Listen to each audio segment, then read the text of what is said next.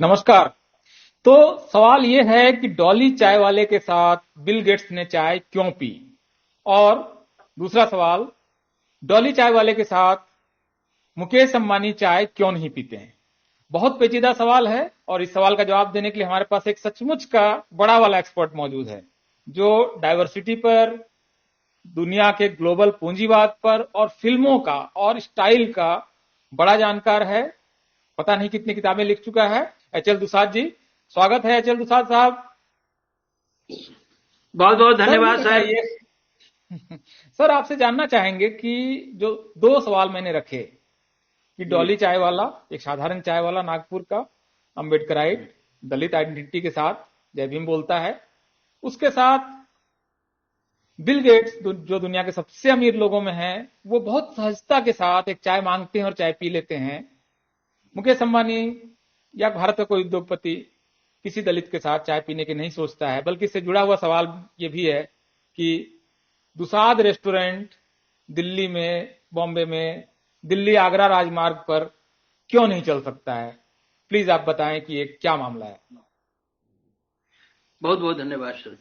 Sir ये आपने जिस घटना का जिक्र किया वास्तव में जो है कम से कम सुना हूं मैंने कि लाखों लोग इसको देख चुके हैं और भारत में तो जो है एक ये वीडियो बहुत अच्छी तरीके से वायरल हो चुका है। करोड़ों और इसके लोग जी। वायरल होने का जो सबसे बड़ा कारण है सर ना उसका जवाब आपने खुद दे दिया। खुद ये कि बिल गेट्स जो है दुनिया के one of the richest personality में से एक है। वो जो है उसकी दुकान पर आते हैं, चाय पीते हैं, चाय पी करके जो है अपना उसको रिकॉर्डिंग वीडियो बनाते हैं, वीडियो बना करके अगले दिन वो डाल भी देते हैं। और जब ये वीडियो वायरल होती है तो लोग विस्मित रह जाते हैं कि दुनिया का मैंने एक तरीके से सबसे धनाढ़ व्यक्ति किस सहजता के साथ आता है और कितने ध्यान से उसको देखता है, उसकी रिकॉर्डिंग करता है, वीडियो बना करके वायरल करता है। तो लोग इसलिए विस्मित हैं कि ऐसा भारत का कोई पूंजीपति मुकेश अंबानी या अडानी नहीं कर सकते। इसलिए जो है ये वीडियो चर्चा का विषय बन गया है। और चर्चा का विषय बन करके जो है एक तरीके से लोग इसलिए देख रहे हैं कि जो है जो भारत का जो प्रभु वर्ग है उस प्रभु वर्ग की जो है वो विवेक की परख कर रहे हैं कि कैसे जो है अमेरिका के एक आकर कर सकता है लेकिन भारत में नहीं कर सकता है। तो एक तरीके से वीडियो वायरल हो करके जो है भारत का जो जो रूलिंग क्लास है, प्रभु वर्ग है, उच्च जब वर्ण के लोग हैं, उनको एक तरीके से लोग जो है चिढ़ा रहे हैं कि देखो ऐसा हो गया। अब उद्योगपति ऐसा ऐसा क्यों हो। होता है? अमेरिका के लोग जो है बिल गेट्स ऐसा कर सकते हैं लेकिन मुकेश अंबानी ऐसा क्यों नहीं कर सकते हैं? तो इसका जो है जवाब सर जो है ये दोनों समाजों की जो है जो चरित्र है उसमें निहित है। भारत का समाज सर जो जाति समाज है, जाति समाज में जो है दलितों की स्थिति जो है बिल्कुल मानवेतर के रूप में है, डिह्यूमनाइज के रूप में है। ये जो है ये कहीं से भी जो है अधिकारों के भोग के अधिकारी नहीं है, ऐसा हिंदुओं के जेहन में है। हजारों साल से इनके जेहन में बात बिठाई गई है कि दलितों के स्पर्श से जो है आप ये अपवित्र हो जाते हैं। ऐसे में जो है जो एक अपवित्र क्लास का व्यक्ति है उसकी दुकान पर आकर लोग कैसे चाय पिएंगे जिसकी छाया से जो है दूर रहने के ये सोसाइटी अभ्यस्त रही है। लेकिन बिल गेट्स इसलिए आते हैं कि वहां भी जो है सर कि मैं ये कहूं कि जन्म के आधार पर भेदभाव जो है ना ये सारी दुनिया में रहा है। मानव सभ्यता जो है शुरुआत में बहुत ज्यादा इसकी शिकार रही, लेकिन धीरे धीरे जो है ये जन्मगत आधार पर किसी के साथ जो है भेदभाव करने का भाव जो है कम से कम जो पश्चिम के देशों ने ओवरकम कर लिया, काफी हद तक कर लिया है। तो वो वहां के है। अब वहां के लोग जो है ना मनुष्य को मनुष्य के रूप में देखने का अभ्यास है, जबकि भारत के जाति समाज में आप इसकी कल्पना नहीं कर सकते हैं। मैं अपनी कई टिप्पणियों में लिखा हूं कि भारत समाज जो है मानव सभ्यता की दौड़ में कम से कम 400 साल पीछे है। 400 साल पीछे इसलिए है कि इसको मनुष्य को मनुष्य के रूप में सम्मान देने की तमीज ही नहीं है।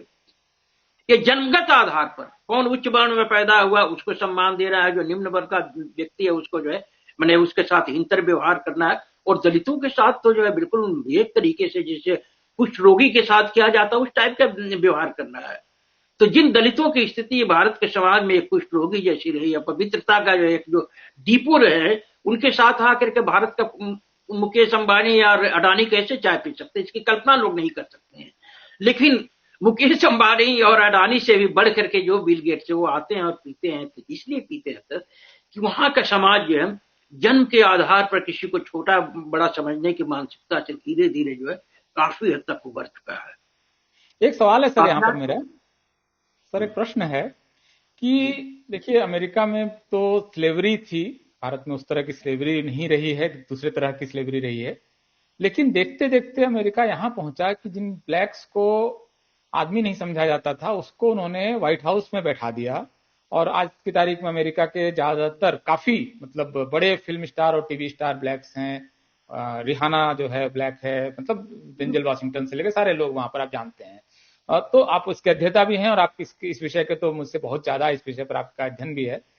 तो अमेरिका जिस चीज से उबर पाया, पहले तो स्लेवरी से और उसके बाद फिर सेग्रीगेशन से, जिम क्रॉ लॉ से उबर गया और डाइवर्सिटी लेकर चला आया, भारत क्यों नहीं कर पा रहा है? मतलब हम में ऐसा कौन सा खोट है कि हम उस रेस में, उस दौड़ में ढंग से शामिल भी नहीं हो पा रहे हैं? आज भी मतलब जो मैंने शुरुआत में ही कहा था कि दिल्ली से आप आगरा चले जाइए तो आप शर्मा ढाबा चला सकते हैं, यादव ढाबा भी चला सकते हैं, मतलब पटेल ढाबा भी चला लीजिए, लेकिन जाटव ढाबा और दुसाध ढाबा या पासी ढाबा आप नहीं चला पाएंगे, चमार ढाबा आप नहीं चला पाएंगे। तो ये जो समस्या है, इस समस्या का क्या उत्तर है, ये मैं आपसे समझने की कोशिश कर रहा हूँ। सर ये जो समस्या है, ये समस्या ऐसी है जिससे उबरना भारत समाज के लोगों के लिए काफी कठिन है। इस समस्या का स्रोत जो है धर्मशास्त्र है, धर्मशास्त्र है। डॉक्टर अंबेडकर ने एनिहिलेशन ऑफ कास्ट में इसका जवाब देते हुए कहा है कि दलितों के साथ जो भेदभाव होता है, उत्पीड़न होता है, जो इनके साथ जो अस्पृश्यता का जो है आचरण किया जाता है, उसके लिए जो है दोष इनका नहीं है। ऐसा नहीं कि हिंदू जो है वो क्या नाम है बर्बर हैं, जंगली हैं, उनमें मनुष्यता नहीं है। वो कहते हैं को ऐसा इसलिए करते हैं कि उनका धर्मशास्त्र इसके लिए निर्देश करता है।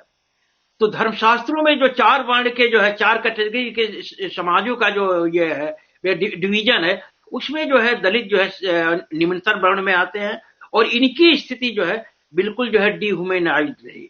धर्मशास्त्रों में साफ कहा गया कि इनसे जो है ये है अनटचेबिलिटी का व्यवहार करना चाहिए, अगर इनकी छाया से दूर रहना चाहिए, उनको स्पर्श नहीं करना चाहिए। तो जिस समुदाय के स्पर्श से दूर रहने का धर्मशास्त्र निर्देश देते हो, तो उसके फॉलोअर कैसे जो है उसके साथ वैसा व्यवहार करेंगे, वो उसकी दुकान में आके चाय पिएंगे, खाना इत्यादि खाएंगे, नहीं खा सकते। तो ये समस्या है। जबकि पश्चिम का जो समाज है, पश्चिम के समाज में जो एपार्थाइड है, वहां जो भेदभाव की जो समस्या है, वो जो है धर्मशास्त्रों के कारण नहीं है। जो पश्चिम के जो धर्मशास्त्र, ईसाइयत, विशेष करके बाइबल इत्यादि, वो कहीं से निर्देश नहीं करते हैं कि ब्लैक्स को जो है आप ये करो, ये अनटचेबल समझ करके, ह्यूमन कैटल समझ कर उनके साथ ऐसा व्यवहार करो, ये नहीं कहता है। तो चूंकि धर्मशास्त्रों से नहीं है, इसलिए जो है वहां के समाज सुधारकों के प्रयास से, उनके सामाजिक विवेक से धीरे धीरे ये समस्या जो है ओवरकम हो गई। डॉक्टर अंबेडकर ने खुद जो है अपने किताब में लिखा है, भारत और अमेरिका के खासतौर से जो बात हम लोग अभी प्रभु वर्ग की कर रहे हैं, रूलिंग क्लास की कर रहे हैं, तो डॉक्टर अंबेडकर जो है अपनी किताब में लिखते हैं कि भारत और अमेरिका में क्यों बेसिक फर्क है। अमेरिका के लोग जो है ब्लैक्स के हित में भूरी भूरी लिटरेचर लिखे, बेहिसाब मात्रा में उनके उत्थान के लिए धन दिए, लेकिन भारत में ऐसा नहीं होता है। ऐसा न होने का वो कारण बतलाते हैं कि अमेरिका के लोगों में सामाजिक विवेक है, जिसका अभाव जो है भारत के लोगों में नहीं है। भारत के लोगों में जो भी विवेक है वो अपनी जाति वर्ण के लोगों तक सीमित है, दूसरे वर्णों के प्रति उनके मन में नहीं है। तो अमेरिकी समाज जो है डॉक्टर अंबेडकर के शब्दों में जो है बहुत पहले से सामाजिक विवेक से समृद्ध रहा, और इसी सामाजिक विवेक का नतीजा होता है कि जिन दलितों की स्थिति, जो ब्लैक्स की स्थिति दलितों से ही कहीं बदतर थी, वो जो है धीरे धीरे जो है न सिर्फ मुख्य धारा में आते हैं, बल्कि आज की तारीख में जैसे आपने कहा कि डेंजिल वाशिंगटन, रिहाना, ओपरा विंफ्रे इत्यादि के रूप में इनकी उपस्थिति दिखाई पड़ती है, एक बराबर के मनुष्य के रूप में। एक प्रश्न उठता है सर यहाँ पर, एक प्रश्न उठता है कि जो अमेरिका में स्लेवरी खत्म करने की लड़ाई हुई और एक लेवल पर बाद में सेग्रीगेशन, वोटिंग राइट्स और सिविल राइट्स का जो पूरा मूवमेंट हुआ, उसमें व्हाइट्स की बहुत बड़ी भूमिका थी। स्लेवरी की लड़ाई तो जैसा कि आपने पहले भी लिखा है कहीं पर कि वो लड़ाई तो व्हाइट्स ने लड़ी कि स्लेवरी को खत्म करना, इस चक्कर में 10 लाख व्हाइट्स मारे गए। तो इसको आप थोड़ा सा डिटेल, एक तो आप इसका हमें ब्यौरा दें, और हम ये जानना चाहेंगे कि भारत में सवर्णों ने जाति के खिलाफ कौन सी लड़ाई लड़ी है। ये दो कंट्रास्ट है, दो अलग अलग जो देशों के दो अनुभव हैं। इन अनुभवों के बारे में कृपया आप हमें बताएं। नहीं, ऐसा ऐसा कोई एग्जाम्पल नहीं है। और जहां तक कंपेयर हम लोग कर रहे हैं कि सिविल वार से, तो उसकी मिसाल तो दुनिया में मिलनी ही संभव नहीं है। सिविल वार जो 5 सालों तक चला था, अमेरिका का गृह युद्ध जो 5 सालों तक चला था, जैसे आपने बताया कि 10 लोग मारे गए, 10 लाख 10 लोग लाख मारे लोग। गए। उसकी खासियत क्या थी? उसकी खासियत ये थी कि गोरे ही गोरों के खिलाफ हथियार उठा लिए थे। जिन गोरों में अपने पुरखों के पापों के प्राश्चित करने की भावना उठी थी, जो आपके नॉर्थ अमेरिका के लोग थे, उत्तर अमेरिका के लोग थे, उन्होंने उठा लिया था हथियार अपने ही उन भाइयों के खिलाफ जिनमें वास कर रही थी उनके पुरखों की आत्मा। जिन पुरखों ने जो है अश्वेतों का दमन करके, उनका उत्पीड़न करके बिल्कुल जो है मनुष्य ह्यूमन कैटल जैसा किया, वो जो है उत्तर अमेरिका के लोगों के विवेक को प्रभावित किया और इससे जो है इसका प्रायश्चित करने के लिए वहां से शुरुआत करते हैं। और इसकी शुरुआत लिटरेचर से होती है सर। मैं भारत के लिटरेचर की तुलना इसी से करता हूं कि इस देश में कोई भी जो है रविंद्रनाथ टैगोर से लेकर के तमाम ये जो है भारत के इतिहास में कोई जो है हैरियट बीचर की भूमिका में अवतरित नहीं हो पाया। हैरियट बीचर स्टो ने क्या किया? हैरियट बीचर स्टो कोई जो है वो प्रोफेशनल लेखिका नहीं थी, ये गृहिणी थी, पादरी पिता की पुत्री थी। उन्होंने जो है अश्वेतों का, ब्लैक्स का जो प्लाइट देखा, जो गोरों के द्वारा उनका उत्पीड़न हो रहा, तो उससे उनमें प्राश्चित बोध जमा, उनके विवेक को झकझोरा। और जब विवेक को झकझोरा तो वो जो है उनका ड्राइंग बना बना करके अखबारों में देने लगे। उनका वो चित्र इतना स्पर्श किया लोगों को कि डिमांड उठने लगे कि आप इसको प्लीज किताब का रूप दो। और वो किताब का रूप देती हैं। 1852 में उनकी किताब रिलीज होती है, अंकल टॉम्स केविन, और इसने बिक्री के सारे रिकॉर्ड तोड़ दिए सर। मुझे लगता है कि कम्युनिस्ट पार्टी के मैनिफेस्टो जो 1848 में रिलीज होता है, उससे ज्यादा इम्पैक्ट इसका रहा। इस किताब के रिलीज होने के बाद से यूरोप के जो ये थे सिर्फों को जो है मुक्त करने की एक होड़ लग गई। और अमेरिका में तो जो है जो निग्रो दास हैं उनको लिबरेट कराने की एक चाह पैदा हो जाती है। और इसी के फलस्वरूप इतना मामला आगे बढ़ जाता है कि इसी मुद्दे पर जो है अब्राहम लिंकन चुनाव लड़ते हैं। और चुनाव लड़के जो है निग्रो स्लेवरी जो है उनकी राष्ट्रपति चुनाव का मेन इश्यू था, और उस मुद्दे पर वो होते। सोचिए समाज कितना जो है विवेकवान है, जिनका शोषण करके अमेरिका की जो समृद्धि खराब हुई थी, उनके लिबरेशन के लिए जो है एक व्यक्ति को जो है देश का जो सर्वे सर्वा बनाता है। और वो जब वो हो जाते हैं उसके बाद से साउथ की जो अमेरिकी हैं उनको लगता है कि जब ये निग्रो स्लेवरी का पूरी तरीके से खात्मा हो जाएगा तो हमें वो सस्ते लेबर नहीं मिलेंगे जो अब तक ये होते रहे। इसके बाद से जो है सिविल वार शुरू होती है, और सिविल वार में जो है उत्तर के लोग जो है दक्षिण के लोगों के खिलाफ हथियार उठा लेते हैं। तो ऐसी तो घटना ही दुनिया में नहीं हुई है। भारत में तो इसकी कल्पना ही नहीं कर सकते, कोई भी इसका मिसाल नहीं है। थोड़ी सी मिसाल जो है आपका ये होता है, पिछली सदी के 70 के डेकेड में थोड़ा सा दिखाई पड़ता है, जब ये आपके माओवादी नक्सलवादी वगैरह का उदय होता है, तो ये जो है थोड़ा दलित उत्पीड़न से बचाने के लिए जो है वो कुछ वो करते हैं। लेकिन ऐसा नहीं कि इनके ये एजेंडे में दलित मुक्ति रही। दलितों की सर जो मेन समस्या है, लीडरशिप भी उन्होंने अपने पास रखी, तो एक तरह से उसमें तो नुकसान काफी हो गया बल्कि दलितों का उस पूरी लड़ाई में। वो एक दूसरा ही प्रश्न है, वो प्रसंग है। तो ये जो आप कह रहे हैं दुशाद जी, क्योंकि एक क्षेत्र आपका और है लेखन का, और उस पर आपने काफी लिखा है, और वो क्षेत्र है फिल्मों का, जिस पर आप खास करके दुनिया भर की फिल्में देखते हैं, खास करके अमेरिकी फिल्में आपने काफी देखी और उस पर लिखा भी काफी है। तो अभी मैंने एक टिप्पणी की जिसको लेकर काफी विवाद भी हुआ कि डॉली चायवाला की जो अपनी इनहेरेंट बिना ट्रेनिंग की अपनी जो रॉ टैलेंट है, जो स्टाइल है, वो शाहरुख खान से कम नहीं है। ये मैंने टिप्पणी की जिस पर काफी लोगों ने ऐतराज किया कि ये क्या बात हुई, कैसे आप कह रहे हैं। तो क्यों भारतीय फिल्म इंडस्ट्री में दलित एक्टर एक्ट्रेसेस की मेन स्ट्रीमिंग अभी भी नहीं हुई है, वो स्थान नहीं मिला है। ब्लैक्स के लिए आज की तारीख में वहां पर एंटरटेनमेंट पूरी इंडस्ट्री हाथ खोल के और खड़ी है कि आप आइए, और उनके लिए मतलब वो अब आबादी से ज्यादा उनका आज रिप्रेजेंटेशन है ब्लैक्स का। तो आप फिल्म इंडस्ट्री के संदर्भ में डॉली चायवाले का जो होना है, उसकी स्टाइल, इस पर आपकी टिप्पणी मैं चाहूंगा कि आप कैसे इस पूरे मामले को देखते हैं। सर ये डोली चायवाला का जो वीडियो इनके साथ जो वायरल हुआ, तो मैं भी पहले नहीं देखा था। जब देखा तो मैं देख के दंग रह देखने के बाद मेरा जो फर्स्ट इंप्रेशन पड़ा कि मैं तो धनुष को देख रहा हूँ, मैं तो रजनीकांत को देख रहा हूँ। हाँ, इतना बल्कि स्टाइल, रजनीकांत मुझे भी कहना चाहिए था, रजनीकांत तो और शाहरुख से बहुत ज्यादा स्टाइल वाले और हैं। लड़का यस। Full of confidence. वास्तव में उसका जो कपड़ा, बाल इत्यादि का सारा स्टाइल इतना इंप्रेसिव है कि अगर बॉलीवुड के पास विवेक होता तो इसको फटाफट जो है फिल्मों में ले लेते। लेकिन मेरी धारणा है कि वो लड़का फिल्मों में आएगा, बॉलीवुड में नहीं, हॉलीवुड को फिल्मों में आएगा। चलिए, क्योंकि ऐसा हो। हॉलीवुड जो है लंबे समय से जो है प्रतिभाओं को मौका देने के लिए वो मशहूर रहा है। जिन दिनों ये रंग भेद की नीति जो है काफी मैंने ये थी, गाड़ी थी, उन दिनों भी जो है वहां पर जो है हॉलीवुड में ब्लैक्स को जो है काफी मैंने महत्व दिया जाता था। मसलन आपको बतलाऊं कि फिल्म वर्ल्ड हिस्ट्री की जो है वन ऑफ द बेस्ट जो फिल्म मानी जाती है वो है gone with the wind, yes. जो आपका 1936 में मार्गरेट मिचेल के नॉवेल पर जो है आधारित थी, वो 1939 में रिलीज होती है। तो उसमें जो है एक ये है एक दो ब्लैक कैरेक्टर है। और मैं तो कहूंगा सर बातों के क्रम में जो है कि हर किसी को जो अमेरिकी समाज को, जैसे मैं कह रहा हूं कि उनके पास सामाजिक विवेक और बहुत पहले से जो है वो जो है उनको मनुष्य के रूप में आदर देने के लिए कुछ हद तक अभ्यस्त हो चुके हैं। इसका एक बड़ा एग्जाम्पल जो है वो किताब है gone with the wind. Gone with the wind के कई कैरेक्टर हैं, जैसे उसकी नायिका जो है अद्भुत नायिका है, वैसी नायिका जो है नॉवेल हिस्ट्री में बहुत कम लिखी गई, वो हारा का जो कैरेक्टर है। उसी तरीके से उसमें रेट बटलर का जो कैरेक्टर जिसको फिल्मों में इसने क्लार्क गेबल ने अदा किया था, अद्भुत कैरेक्टर है।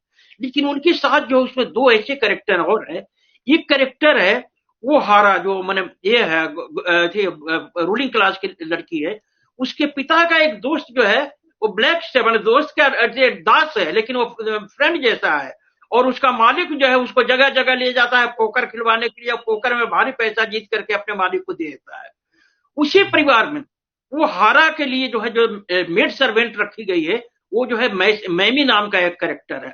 और इतनी दबंग युवती है वो हारा कि हर कोई उससे आतंकित रहता है, लेकिन वो जिसके सामने दब के रहती है वो है उसकी ये है दासी, ब्लैक दासी। और उस दासी का कैरेक्टर अदा करने के लिए वो जमाने में हैटी मैकडेलियन नाम के एक्ट्रेस को मौका दिया गया था, और 1939 में उनको जो है आपका ऑस्कर अवार्ड से नवाजा जाता है।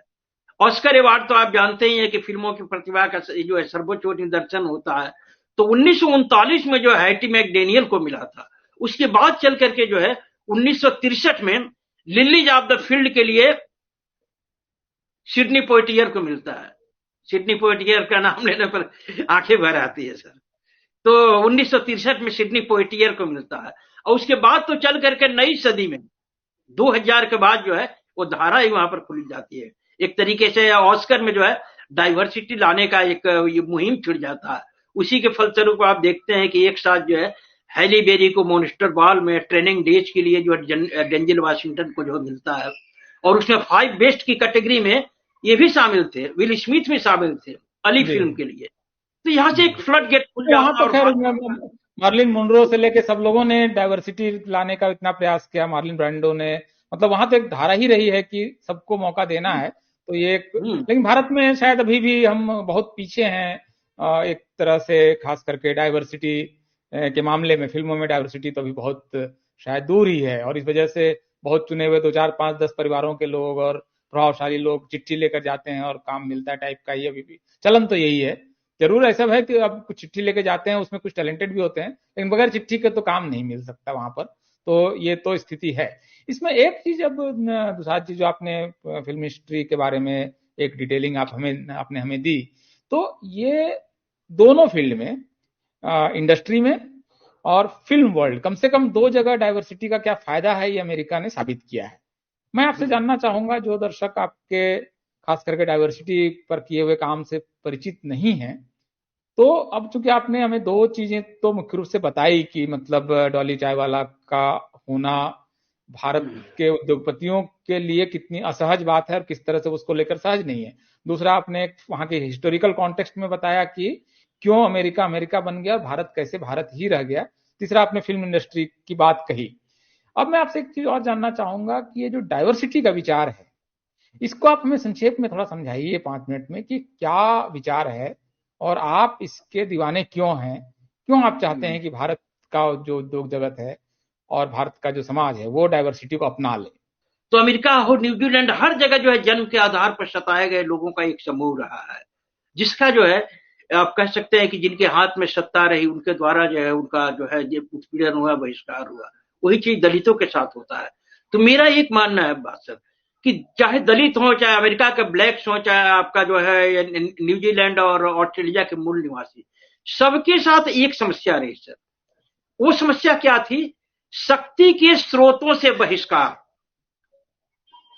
सारी दुनिया में जो समस्या का जो सृष्टि हुई है, जिसको हम आर्थिक और सामाजिक विषमता मानते हैं, तो इस विषमता के मूल में क्या है कि जो शक्ति के 4 स्रोत होते हैं, आर्थिक, राजनीतिक, शैक्षिक और धार्मिक, ये जो है इससे बहिष्कार ही जो है, चाहे अमेरिका के ब्लैक्स हो, चाहे वहां के मूल निवासी हो, चाहे दलित हो, इनकी ये समस्या शक्ति के स्रोतों से बहिष्कार। जो अनटचेबिलिटी की बात करते हैं, चाय आकर के हमारे डॉली का कोई चाय पी न पिए इसकी हमें कोई समस्या नहीं है, किसी दुसाध रेस्टोरेंट में आकर कोई खाना खाए इसकी समस्या नहीं है।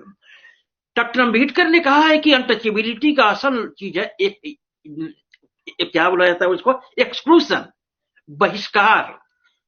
तो ये बहिष्कार जो है सिर्फ छूने की समस्या तक नहीं, ये बहिष्कार है कि शक्ति के जितने भी स्रोत है सर, आर्थिक, राजनीतिक, शैक्षिक और धार्मिक, उससे जो है जो दलित हैं, शूद्र, अतिशूद्र हैं, उनको जो है इससे एक्सक्लूड करके रखा गया है। तो सारी लड़ाई होनी चाहिए एक्सक्लूशन के लिए। तो ये समाज तो इनके साथ जो अनटचेबिलिटी बरतता ही है। सबसे बड़ी बात की जो शक्ति के स्रोतों में एक्सक्लूशन को आज भी जो है ये मानता है। देखा देखिए, डोरी चाय वाले को देखा देखिए, हो सकता है कि कोई दलित रेस्टोरेंट में जाकर लोग चाय पीना शुरू करे, लेकिन ये जो सोर्सेज ऑफ पावर है उसमें हिस्सेदारी नहीं देंगे। सोर्सेज ऑफ पावर, मंदिर का पुजारी नहीं बनाएंगे इनको फिल्म इंडस्ट्री जो है एक शक्ति का स्रोत, उसमें हिस्सेदारी नहीं दे सकते हैं। ट्रेड कॉमर्स की जो गतिविधियां उसमें हिस्सेदारी नहीं दे सकते हैं। ये समस्या भारत की है। भारत की इस समस्या में जो है आशा की एक किरण जो है अमेरिका की सोसाइटी दिखाई पड़ती है। अमेरिका की सोसाइटी ने जो डाइवर्सिटी पॉलिसी लागू की है सर, वो पॉलिसी बेसिकली भारत का जो आरक्षण पद्धति है, डॉक्टर अम्बेडकर का दिया हुआ जो आरक्षण, उसी का एक्सटेंशन है। जब हम लोग ये करते हैं कि जब सिविल राइट मूवमेंट चला था 1955 में, जो मार्टिन लूथर किंग जूनियर ने चलाया, उसके बाद से जो है आपको पता ही होगा कि रोजा पार्क्स ने जो है अलबामा के बस में जो प्रोटेस्ट किया, उसके बाद से जो है ब्लेस का साइक बदल जाता है।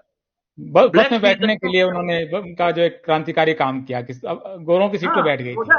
रोजा पार्क्स को जो है उसको कहा जाता है mother of liberty, mother of civil right movement, ऐसा उनको नाम दिया गया।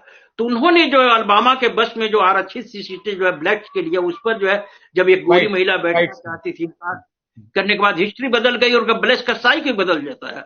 जब साइक बदल जाता है उसके बाद से ब्लैक्स में जो प्रतिरोध की एक भावना पैदा होती है, और यही प्रतिरोध जो है इस वंचना के खिलाफ, सोर्सेज ऑफ पावर से एक्सक्लूशन के खिलाफ जो है परवर्ती काल में जो है एक मूवमेंट का रूप लेता है। और हम लोग देखते हैं कि 1966 आते आते जो है वहां पर ब्लैक पैंथर की स्थापना हो जाती है, इसमें जो है बड़ा काम होता है।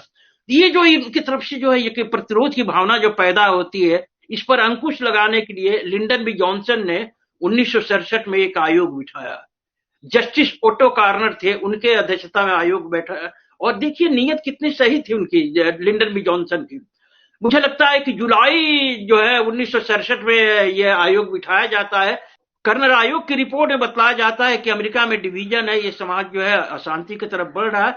शांति स्थापित करने के लिए जरूरी है कि जो डिप्राइव सेक्शन है उसको संपदा संसाधनों में हिस्सेदारी दो। तो हिस्सेदारी देने के लिए कोई उस समय तक जो है उपाय नहीं थे, पॉलिसी नहीं थी। इसी हिस्सेदारी की पॉलिसी के लिए अमेरिका का जो प्रेसिडेंट है वो भारत की आरक्षण पद्धति को लेते हैं।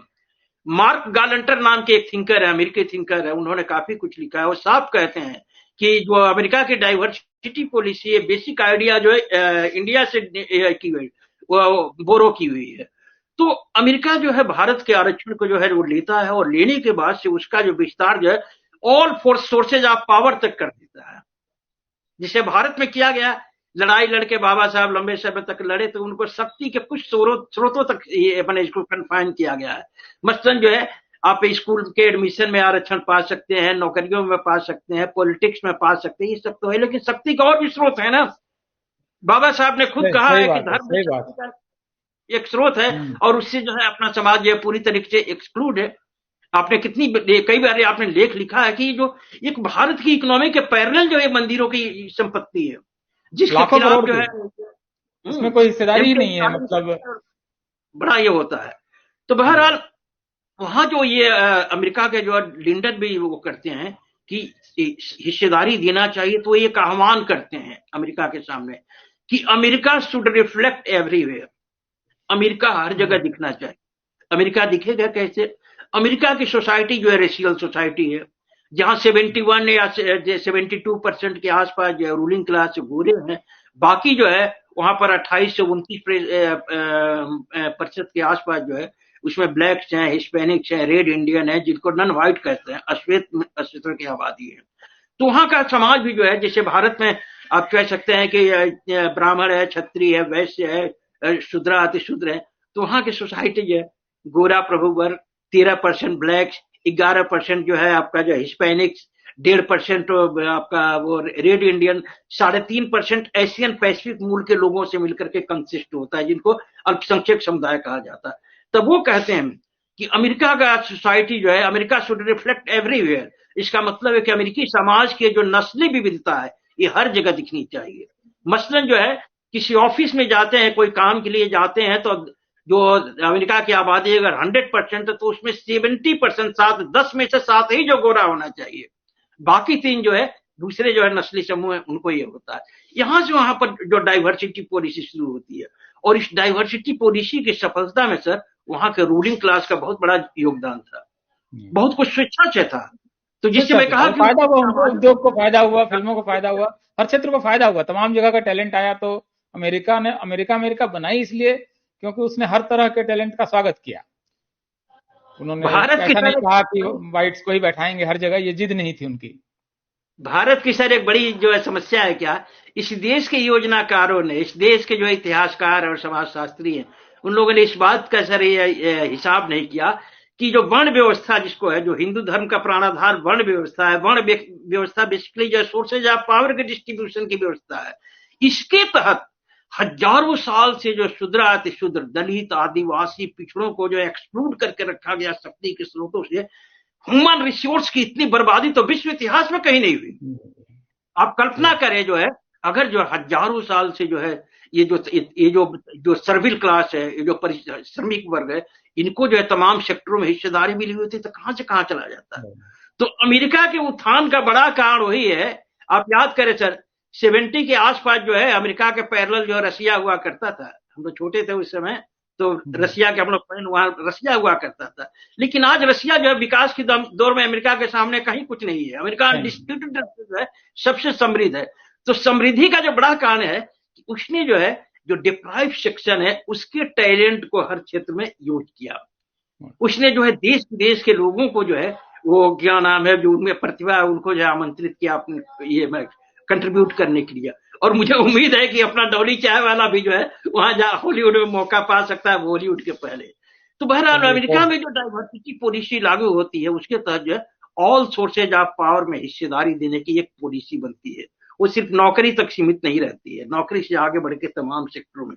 तो वो पॉलिसी दूसरा चीज जैसे आप बार बार कह भी रहे हैं कि भारत में उद्योग व्यापार क्षेत्र में और फिल्म कला वगैरह के क्षेत्र में जो डाइवर्सिटी नहीं आई, ये एक बड़ी समस्या है और इसकी डिमांड भी बहुत कम है। तो हम लोग देखिए इस विषय पर मुझे लगता है कि आपका चूंकि जितना अध्ययन है उसके हिसाब से एक चर्चा में तो सारी बात हम नहीं समेट पाएंगे, तो हम डिटेल एक तरह से आपकी मास्टर क्लास चाहेंगे, आप मास्टर क्लास लें और इन विषयों पर अलग अलग भी हम आपसे बातचीत करेंगे। फिलहाल आपसे हम लोग दर्शकों से इजाजत चाहते हैं। दुसाद जी का भी लंबा समय हमने ले लिया, तो बहुत बहुत शुक्रिया आप सबका। और दुसाद जी आपका बहुत बहुत धन्यवाद कि आपने इतना सारा समय हमें दिया।